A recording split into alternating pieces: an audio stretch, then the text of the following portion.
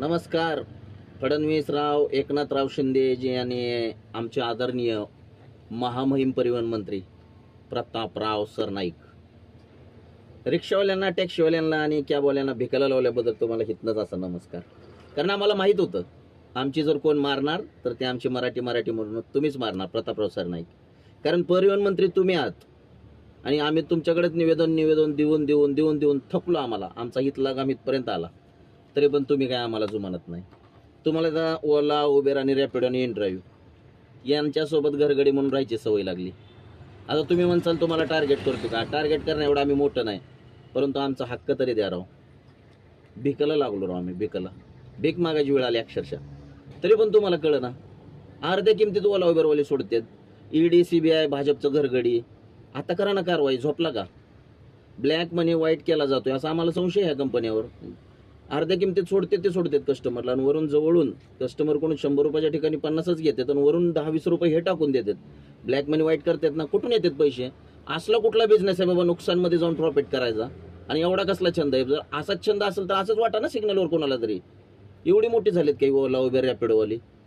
आणि आमचे फडणवीस म्हणतात देश सुधारायचा आहे, महाराष्ट्र घडवायचा आहे. असं घडवणार आहे? नुसत्या बाया नाचून होत नसतं फडणवीस साहेब. त्यासाठी काहीतरी करावं लागतं. आणि मंत्री संत्री काही कामाची नाही ती. ही आम्हाला लुटण्यातच व्यस्त आहे ती. आणि ईडी, सीबीआय तुम्हाला माहित असेल ईडी सीबीआयचा खेळ. या प्रतापराव सरनाईकाच्याच विहांग हॉटेलवर ईडीची धाड पडली होती, सीबीआयची ईडीची. तेव्हा ही प्रतापराव सरनाईक उद्धव ठाकरेकडे गेलतं, साहेब वाचवा, आपण भाजप सोबत जाऊ, लय त्रास देतात संघटना. आणि आता तो त्रास गरिबाला देताना ह्यांना मजा वाटते. सरकारमध्ये राहून गरिबांना कसं दाबायचं ना, म्हणजे मोठ्याला मोठं करतात पण गरिबाचं लुटतात आणि मोठ्याला देतात. आता मला सांगा, हे जे ओला उबेरवाले आहेत, त्यानंतर इनड्राईव्हवाले आहेत, त्यानंतर रॅपिडोवाला आहे. रॅपिडो तो स्पॉन्सरशिप आहे. प्रतापराव सरनाईकाचा सगळ्यात आवडती व्यक्ती म्हणली तर रॅपिडो. नुसतं सासरा जावं असं रिलेशन असल्यासारखं यांचं. काय बोलावं यांना मला सांगा. आणि ईडी, सीबीआय तुम्ही झोपलाय का? आरटीओवाले दलिंदर साली रिक्षावाल्यांना 500 रुपये सुट नाही तर दिवसाला आणि 1,500 फाईने मारता आणि म्हणता ओला उबेर रॅपिडोला अडवायचं आमचं काम नाहीये. तुमचं काम काय? पैसे खायचं? ब्लॅक मनी खायचा? लाच घ्यायची? लाचखोर भाड्यानो थोडं जरी सुधरा रे. कुठं नेऊन ठेवलाय महाराष्ट्र? सगळ्यात पहिल्यांदा ना फडणवीसचा एवढा राग यायला लागलाय ना, कारण फडणवीसनं फक्त या राज्याला, या देशाला आहे ना अंधभक्त दिलेत. अंधभक्त जे काही आता मोठ्या प्रमाणात अंधभक्त म्हणून ओळखले जातात. पंच काय हे तर सगळी बिहारीचवाली येते रिक्षा टॅक्सीमध्ये. त्या गिन्यान गेलेल्या तिकडे गावाकडे कधी पैसा बघितला नाही. 100 रुपयाच्या ठिकाणी 50 जर दिल तर आवा बैठा असलंच करून मारतात. त्यांना हुबलाग बोकाजी येते. आणि जी पुण्याची रिक्षावाली येते ती एक नंबर, एक संगत आहे पुण्यामध्ये, कारण पुण्यामध्ये मराठा माणसाचा टक्का जास्त आहे. आणि त्यांच्यावर परत केसेस टाकताय, चलन लावताय. अरे काय धंदे लावलेत? सरळ सांगा ना, मुंबई सोडून द्या गरिबांनी म्हणून, राहून द्यायचं नाही. तुम्हाला युपी बिहारवाली बाहेरचे 50 रुपयानं पळवायचे, 40 रुपयानं. त्यांना काय नाही, भिकाचा कटोरा दिला तरी भीक मागतील तुमच्यावर. फक्त जय श्रीराम म्हणायचं त्यांच्याकडून भीक मागून घ्यायची. एवढाच उद्योग आहे तुमचा. काय चालवलंय तुम्ही? काय चालवलं नेमकं? रिक्षावालीने राहायचं का नाही? टॅक्सीवालीने राहायचं का नाही? त्याला घर परिवार आहे का नाही? काय चाललंय? तर तुम्ही आपली टेस्ला घेतली, तुमचा नातू त्याच्यात फिरणार.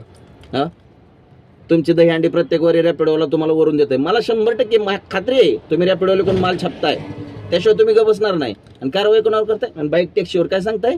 बाईक टॅक्सीवर करा. आता कंपनीला दाबा ना तुम्ही. गोरगरीब ड्रायव्हरवरती काय केसेस करताय? कंपनीला बोला, देऊ नको. कंपनी तुमची. मला तर वाटतं रॅपिडो कंपनी तुमचीच आहे सरनाईक साहेब. तुम्ही नाटकं करताय की असं तसं काय नाही. आणि ह्याच्याबद्दल फडणवीस आहे ना, हे तर डोळा असून सुद्धा आंधळा बनलेला माणूस आहे. इज्जत होती आमच्या नजरेत फडणवीसची, पण आता काय सुद्धा नाही. शपथ सांगतो काय सुद्धा नाही. आणि आता आम्ही शिव्या देऊ शकत नाही, कारण शिव्या दिले की तुमचे लंगू पंगू आम्हाला मारापर्यंत येणार. परंतु एक गोष्ट नक्की सांगतो, शाप तर नक्की देऊ शकतो ना. आणि ज्या दिवशी लागेल त्या दिवशी लागेल. कारण आता कानावरती 10 ड्रायव्हर लोक कुठे बी बसली ना, 4 ड्रायव्हर असले शब्द वापरतात ना तुमच्या बाबतीत. आय शपथ सांगतो, तुमच्या पुढच्या 7 पिढ्या कानावर सुद्धा ऐकणार नाही असे शब्द वापरले जातात तुमच्याबद्दल. खाल्लेल्या मिठाला जागा राहू. स्वतःला रिक्षा चालून मोठा आलाय, पुढं आलाय असं समजताना तुम्ही. खास करून एकनाथ शिंदे, तुमच्याच पक्षातला माणूस जर असा गरीबाला दाबायला लागला तर तुमचं ध्यान कुठे आहे? मला माहिती आहे व्हिडिओतून काय साध्य होणार नाही, पण शेवटी काय परमेश्वर बघतो. खावा तुम्ही किती खायचं तेवढं, पण एक दिवस ध्यानात ठेवा, पापाचा गडा भरला ना तर ते फुटल्याशिवाय राहत नाही. तोवर पाप करा, तुमचं पचतंय तोवर. 100 अपराध माफ होते, 101 कधीच माफ होत नाही. त्याच्यामुळे बिंदास लुटा, काय नाही. खाऊन किती खाचाल? खायची जागा तर बदलणार ना, घेतनच खाणार ना. आम्ही श्रीमंत तुम्हाला त्याच दिवशी मानू ज्या दिवशी तुम्ही मागणं खायला सुरुवात करचाल. तुम्ही फक्त हितनंच खाणार. आणि जगात असा कोणता श्रीमंत नाही जे खायची जागा बदलू शकेल.